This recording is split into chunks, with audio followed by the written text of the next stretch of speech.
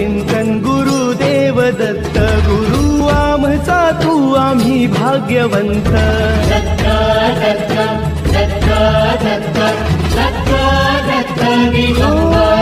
अवधूत चिंतन गुरुदेव दत्त गुरु आमचा तू आम्ही भाग्यवंत नसे जन्म मृत्यू नुरे काही खंत न प्रारंभ मध्य नसे काही अंत